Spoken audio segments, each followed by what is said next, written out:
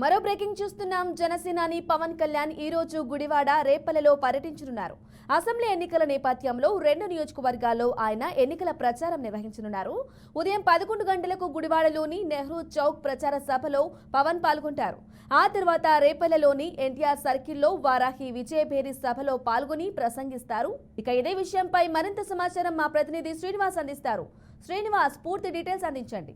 గ్రామీణ జనసేన పార్టీ అధినేత పవన్ కళ్యాణ్ ఎన్నికల ప్రచారం స్పీడ్ పెంచడం జరిగింది. ముఖ్యంగా ప్రతిరోజు 3 చోట్ల బహిరంగ సభలు ఉండే విధంగా కూడా ప్లాన్ చేసుకోవడం జరిగింది.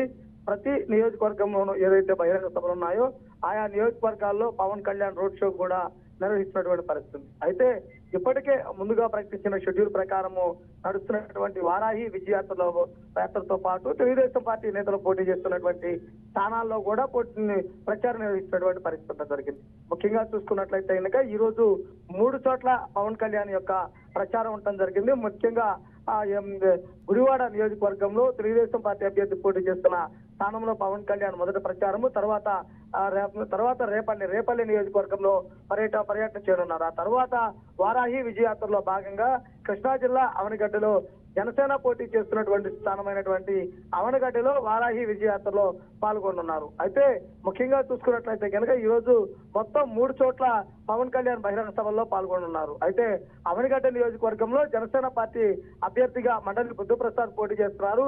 ఆ నియోజకవర్గంలో పవన్ కళ్యాణ్ పర్యటనతో ఆ ప్రాంతం అంతా కూడా ఒక విధంగా ఉత్సాహమైనటువంటి వాతావరణం ఉండడం జరిగింది. అదే విధంగా రేపల్లి ప్రాంతంలో బీసీ సామాజిక వర్గానికి సంబంధించినటువంటి నాయకులు కార్యకర్తలు ఎక్కువ సంఖ్యలో ఉన్నారు. అక్కడ కూడా పవన్ కళ్యాణ్ ప్రచారం చేసి బీసీలను తెలుగుదేశం పార్టీ ఏదైతే కూటమి వైపు మొగ్గు చూపాలని చెప్పి కూడా ప్రకటించే అవకాశం ఉండడం జరిగింది. అయితే ముఖ్యంగా చూసుకుంటే ఈ రోజు పవన్ కళ్యాణ్ 3 చోట్ల ప్రచార సభల్లో పాల్గొనున్నారు. Okay, thank you Srinivas.